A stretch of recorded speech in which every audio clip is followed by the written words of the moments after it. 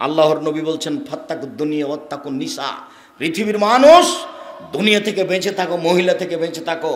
মহিলা না হয় বিপজ্জনক বস্তু, বাঁচতে হবে, বাঁচার চেষ্টা করতে হবে, কিন্তু পৃথিবী তো জড় বস্তু, পৃথিবী থেকে বাঁচতে হবে কেন? পৃথিবী সবচেয়ে ভয়াবহ অত্যাধুনিক যন্ত্র। সিসি ক্যামেরা লাগা আছে, তাই আপনি ভয় পাচ্ছেন যে কথা ধরে নেবে ছবি সহ। ও তো নষ্ট হয়ে যেতে পারে। পৃথিবী, এই মাটি কত ভিন্ন ধরনের অত্যাধুনিক যন্ত্র তা আপনাকে আমি বুঝাতে অক্ষম। আপনার ছবি সহ কর্ম ধরে রেখেছে, বিচারের মাঠে top top top top top top করে কথা বলবে, সব কর্ম বলে দিবে। আবার এগুলো ছবিতে আসবে, মিসকালা জারাতিন খাইরা ইয়ারা মিসকালা জারাতিন শাররা ইয়ারা, যা কিছু করেছেন বিন্দু মাত্র সব চোখের সামনে চলে আসবে, দেখতে পাবেন পুরো কর্ম। শুধু এই পর্যন্ত নয়, বিচারের মাঠে আপনার একটা হাতে খাতা দেওয়া হবে। খাতা আপনি পাতা উল্টাবেন আর পড়বেন আর বলবেন মালে হাজাল কিতাব লা ইগাদিরু সাগীরাতান ওয়ালা কাবীরা, কি আশ্চর্য ধরনের বই, জীবনে ছোট বড় যা করেছি সব লেখা আছে। এটা হলো বিচারের অবস্থা।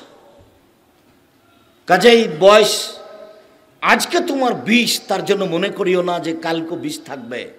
ঘুম থেকে উঠে দেখবা তোমার বয়স 40 হয়ে গেছে, বুঝতেই পারবে না কখন দেখবে 60 হয়ে গেছে, কখন দেখবে চলে যেতে হবে।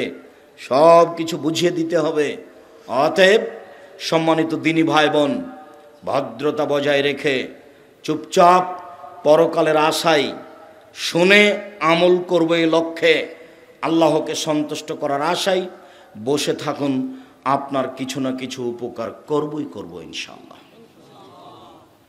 দ্বিতীয় জরুরি কথা, ধর্মের নামে মিথ্যে ধর্ম আছে, এ কথাই ঠিক। যার একটা ঘটনা আপনার সামনে নকল করেছি মকসুদুল মুমিনিন বই থেকে। ধর্মের নামে মিথ্যে কথা আছে, এ কথাই ঠিক। আমার আঙ্গুলের দিকে দেখুন, আল্লাহ নবী বলছেন মুহাম্মদ সাল্লাল্লাহু আলাইহি সাল্লাম, বাল্লিগু আন্নি ওয়ালা আয়া, পৃথিবীর মানুষ আমার একটা কথা জানা থাকলে অন্যকে বলো। কি জানা আছে? ডান হাতে পানি পান করতে হবে। তেল একটু বাম হাতে খাচ্ছে। বাম হাতে কে খায় বলেন তো? শয়তান। তো আপনি দেখার সাথে সাথে বলুন, ভাই ভাই কিছু মনে নিয়েন না, ডান হাতে খান, ভাই ডান হাতে খান। ও মন খারাপ করতে পারে, কিন্তু আপনার সুলিও হবে না, আপনার ফাঁসিও হবে না। যদি আপনি তাকে ডান হাতে খেতে বলেন, তাহলে কি ও মামলা করে সুলি দিতে পারবে? ফাঁসি দিতে পারবে? মন খারাপ করতে পারে। এতটুকু বলতে পারে, যাও তোমার ধর্ম তুমি মানো, এখানে এসে ঢং দেখো কেন, এটা বলতে পারে। কেননা এটা বাঙালির স্বভাব। সৌদি স্বভাব হলে একটু বলতো না, চুপ থেকে যেত, মানবে না হয় মানবে না। খুচরা কথা তারা বলে না, বলা প্রয়োজন মনে করে না। খুচরা কথা বলা আমাদের স্বভাব, আর একজনের পিছনে লেগে থাকা আমাদের স্বভাব, আর একজনের পিছনে লেগে থাকা দলীয় স্বভাব, আর একজনের পিছনে লেগে থাকা দোকানপাটে বসে থাকা স্বভাব। দোকানে দুজন বসেছিল, আপনি ওরা দুজনে একজন আর একজনের বদনাম করছে, তা আপনি গিয়ে বলছেন হ্যাঁ ঠিকই বলেছিস, আসলেই খারাপ। এখন আপনি তাহাজ্জুদ পড়ে যান, জান্নাতে যান দেখি। সব তাহাজ্জুদ যদি এখানে লাগাই যায় তাহলে কি হবে? সব তাহাজ্জুদ যদি এখানেই লেগে যায় তাহলে কি হবে? ওটা তো সামাজিক ব্যাপার। আপনি তো ওখানে বলতে পাবেন না এই কথা। আপনার যাওয়াই অপরাধ, আপনি গেলেন কেন? আপনাকে তো আমি 30 বছর থেকে বলছি যায়েন না। লবণ কিনতে গেছেন, মরিচ কিনতে গেছেন, দাঁড়িয়ে থাকবেন। লবণ আর মরিচ নিয়েছেন, টাকা দেওয়া হয়ে গেছে, চলে আসবেন।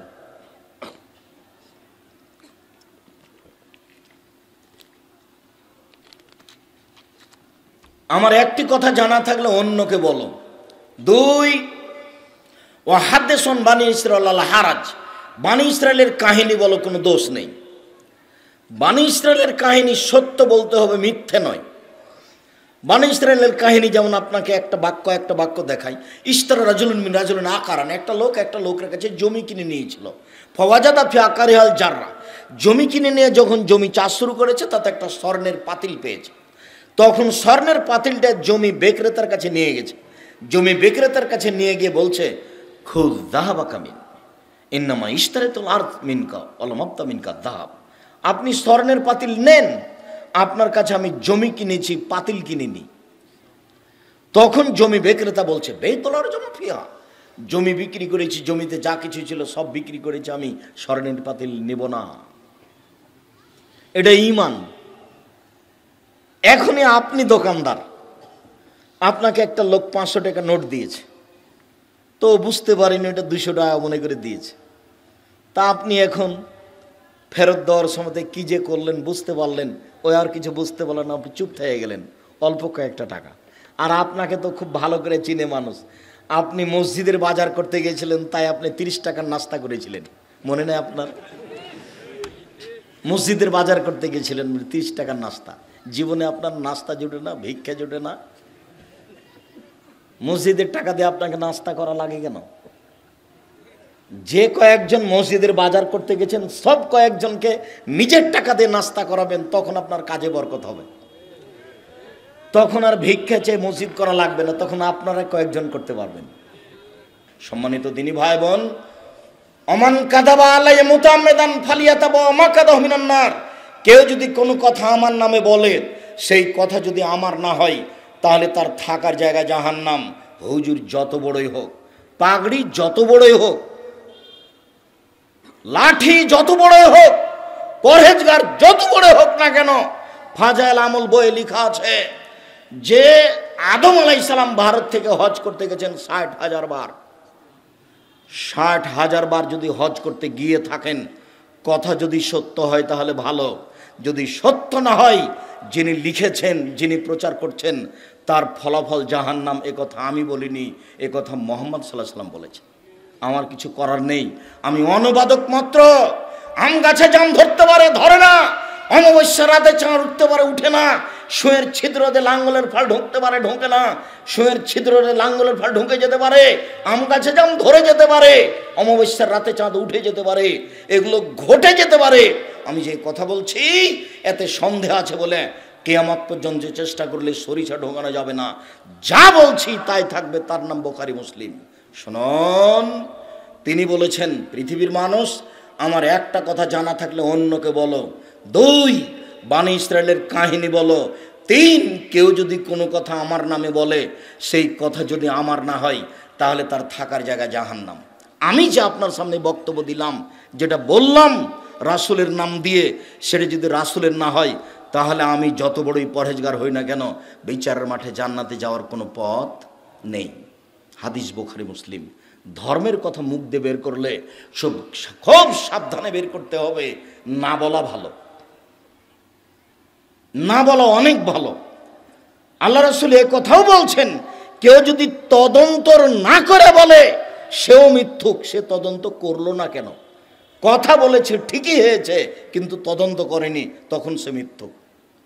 ধর্মের কথা এমনি বলা যায় না। আপনি পুরাতন কোরআন মাজিদ উল্টে দেখুন, শেষের দিকে 1 পৃষ্ঠা একটা দোয়া দেওয়া আছে।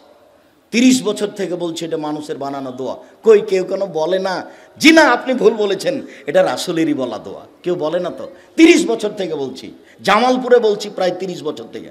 90 সালে জামালপুরে এসেছি, তাহলে কতদিন হচ্ছে ভাইজান? 31 বছর হচ্ছে, 31 বছর হচ্ছে, 32 বছর চলছে। জামালপুরে এসেছি, চিনাডলি নাম শোনেননি আপনারা? চিনাডলিতে এসেছি 90 সালে। তো এই কথা তো আমি 32 বছর থেকে বলছি, কেউ কেন বলে না আপনি ভুল বলেছেন। কোরআন মাজিদের শেষে 1 পৃষ্ঠা দোয়া দেওয়া আছে, সেই দোয়াটা নবীর দোয়া, কেউ বলে না কেন? ধর্মের নামে মিথ্যে কথা আছে, কথাই ঠিক, সাবধান। হুজুরও বিপদে পড়বে, এই কথা ঠিক, এটাও সাবধান। আল্লাহ নবী বলছেন, জিবরাইল আমাকে উপর দিকে নিয়ে যাচ্ছেন, যেতে যেতে দেখি অনেক মানুষ টুকরা সাফামে বাকার জমিনার নার, যাদের জিভ আর ঠোঁটকে আগুনের কেঁচি দিয়ে কেটে দেওয়া হচ্ছে। আরে এই কি কথা, অবাক কথা, মানুষের জিভ আর ঠোঁটকে না আগুনের কেঁচি দিয়ে কেটে দেওয়া হচ্ছে, কি ব্যাপার? কাঁচি দিয়ে কেন তাদের জিভা কেটে দেওয়া হচ্ছে? জিবরাইল, মান হাওলা, এরা কারা?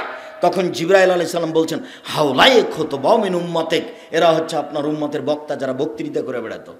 নেন দেখি এবার ফায়সালা আমার না ফায়সালা মুহাম্মদ সাল্লাল্লাহু আলাইহি ওয়াসাল্লামের? মুহাম্মদ সাল্লাল্লাহু আলাইহি ওয়াসাল্লামের। হুজুর কত বড় বিপদে হুজুর নিজে জানে না। হুজুর মুখ ফাটিয়ে বুক ফাটিয়ে একবারে থুথির জোরে বক্তব্য দিচ্ছে জাতির সামনে, সত্য মিথ্যা তার বিবেচনা নাই। হুজুর জাহান্নামে চলেই গেছে, হুজুর বুঝতে পারেননি। রাসূল সাল্লাল্লাহু আলাইহি সাল্লাম বলছেন, মাওলানা সাহেব যখন জাহান্নামে চলে যাবেন তখন ভুঁড়িটা বের হয়ে ঝুলবে। মাওলানা সাহেব তার ভুঁড়ি নিয়ে ঘুরতে থাকবে। গরুর পায়ে ধান মারার সময় গরু যেমন ঘুরে। আপনারা গরু ঘোরা দেখেছেন ধানের উপরে? আমরা তো চাঁপাইনবাবগঞ্জের পল্লী গ্রামের মানুষ, আমার আব্বাকে দেখেছি, আমিও নিজে করেছি। গরুর উপরে, ধানের উপরে আমরা গরু ঘুরিয়েছি গরুর পায়ে ধান মারার জন্য। আল্লাহ রাসূল বলছেন মাওলানা সাহেব এভাবে ঘুরবে, তখন জাহান্নামীরা জমা হবে। মালাক, কি ব্যাপার হুজুর? তামরন মিলে মরতন হানিল মুনকার, আপনি তো আমাদের ভালো বলতেন, মন্দ নিষেধ করতেন, হুজুর আপনি কেন এখানে? তখন হুজুর বলবে, কি করি, আমরুকুম বিল মারুফ আলা আতিহি, আমি ভালো বলেছি, ভালো করিনি যে। দেখেন আপনি তার পরিবারের অবস্থা দেখেন, আপনাদের গ্রামেরটাই দেখেন। সুন্দর জর্দা খায় হুজুর, সুন্দর বাড়িতে পর্দা নেই, আর এমন সাতক্ষীরায় ফাটায় না বক্তব্য দিল। আমি বলিনি এই কথা, মুহাম্মদ সাল্লাল্লাহু আলাইহি সাল্লাম বলছেন যে হুজুরের অবস্থায়। আল্লাহ নবী যাচ্ছেন উপরে, স্বপ্নে দেখছেন একটা লোক চিত হয়ে আছে, আর একটা লোকের হাতে বিশাল পাথর তার মাথার উপরে মারছে। ফাজারা যাও ফাজারা বাহু ফাতাদালা যাও ফান্দালা গেলাইলে যাও, যতবার মারছে পাথরে মাথাটাতে পাথর লেগে মাথা ভেঙে চৌচির হয়ে যাচ্ছে, পাথর ছিটকে দূরে চলে যাচ্ছে। আবার নিয়ে আসছে, নিয়ে এসে দেখে মাথা ঠিক হয়ে গেছে, আবার মারছে, আবার চলে যাচ্ছে। আল্লাহ নবী জিজ্ঞাসা করলেন, এ কি কথা, একে? তখন জিবরাইল আলাইহিস সালাম বলছেন, ইনি হচ্ছেন মাওলানা মানুষ, আমল করতো না। হাদিস সব বুখারী মুসলিম, এদেশে একটা বই পাওয়া যায়, বইয়ের নাম বক্তা শ্রোতার পরিচয়। নাম শুনেননি কোনোদিন? বইয়ের নাম কি? বক্তা শ্রোতার পরিচয়। মনে করিয়েন না যে আব্দুর রাজ্জাক সাহেবকে ফাঁকি দিলাম না কিনে, আপনি মনে করেন যে কিনিনি তো আমাকে ফাঁকি দিয়েছে, এটা মনে করিয়েন, আমাকে ফাঁকি দিয়েছে এটা মনে করিয়েন না। আমি আপনার জন্য এগুলো পেশ করেছিলাম। কেন জাতি আপনার সামনে মিথ্যা বক্তব্য দিয়ে চলে যাবে? কোন সাহসে চলে যায়? আপনাকে ধরার জন্য সেটা করা হয়েছে। দেশে একটা বই পাওয়া যায়, তাফসির কি মিথ্যে হতে পারে, মানে ওই বইয়ে একটাও সত্য তাফসির নাই, সবই মিথ্যে। বরিশাল থেকে আপনার কাছে তাফসির করতে এসেছে, দেখবেন যে ওই মিথ্যাটাই করছে। বইয়ের নাম কি বলেন তো? তাফসির কি মিথ্যে হতে পারে? ওই বইয়ে যা তাফসির আছে সবই মিথ্যে, অথচ নামটা হচ্ছে তাফসির কি মিথ্যা হতে পারে? মনে হচ্ছে যে মিথ্যা হবে না, অথচ তাফসির এত পরিমাণে মিথ্যা আছে যে আপনি হিসাব করতে পারবেন না। কোরআন মাজিদের গায়ে যদি মিথ্যা দোয়া লেখা থাকে আমার চোখের সামনে, তাহলে মিথ্যা তাফসির লেখা থাকবে আর একজনের কলমে। কোরআন মাজিদের শেষে বড় দোয়া দুটো আছে, দুটাই মিথ্যে। তাহলে আমার চোখের সামনে যদি কোরআন মাজিদের গায়ে মিথ্যা দোয়া থাকতে পারে, তাহলে আর একজনের কলমে মিথ্যা তাফসিরও থাকতে পারে। এটা স্বাভাবিক বিবেচনা আপনাকে করতে হবে। 30 বছর আগে বলেছি, মাছ দিয়ে ভাত খেলে কাঁটা ফেলে খান, কাঁটা সহ খান না। বক্তব্য শুনতে হবে কাঁটা সহই না কাঁটা ছাড়া? কাঁটা ছাড়া। জেনে শুনে আলেমকে দাওয়াত দিতে হবে, যিনি কথা বলতে পারেন, বুঝতে পারেন, ভালো মন্দ বিবেচনা করতে পারেন, পরহেজগারিতা আছে। 5 জনকে জিজ্ঞাসা করে আব্দুর রাজ্জাক সাহেবকে দাওয়াত দেওয়ার পূর্বে তার বাড়িতে যেতে হবে, মানুষজনকে জিজ্ঞাসা করতে হবে, তার প্রতিবেশীকে জিজ্ঞাসা করতে হবে, তার কিছু আমল আখলাক দেখতে হবে, তারপরে দাওয়াত দিতে হবে যে ভাইজান আপনার মুখে কিছু কোরআন হাদিস শুনতে চাচ্ছিলাম। সম্মানিত দিনী ভাই বোন, মহান আল্লাহ বলেন, ফাকিমুস সালাত ওয়া আতুজ যাকাত, পৃথিবীর মানুষ তোমরা সালাত আদায় করো, যাকাত প্রদান করো, ওয়া তাসিমু বিল্লাহ, তোমরা আল্লাহকে শক্তভাবে আঁকড়ে ধরো, সুন্দরভাবে ধরো। হুয়া মাওলাকুম, তিনি তোমাদের অভিভাবক। ফা নেমাল মাওলা নেমান নাসির, তিনি হচ্ছেন উত্তম অভিভাবক, তিনি হচ্ছেন উত্তম সহযোগী। আল্লাহকেই সাহায্যকারী হিসাবে ধরতে হবে। সম্মানিত দিনী ভাই বোন, আমি আপনাকে এখানে জরুরি কয়েকটা কথা বলি। তার প্রথম কথাটা বলছি, রাতে উঠে ইবাদত করা অতীতের নবী রাসূল পরহেজগার মানুষের কাজ। কি বললাম বলেন তো? রাতে উঠে ইবাদত করা কাদের কাজ? অতীতের নবী রাসূল এবং পরহেজগার মানুষের কাজ। প্রমাণ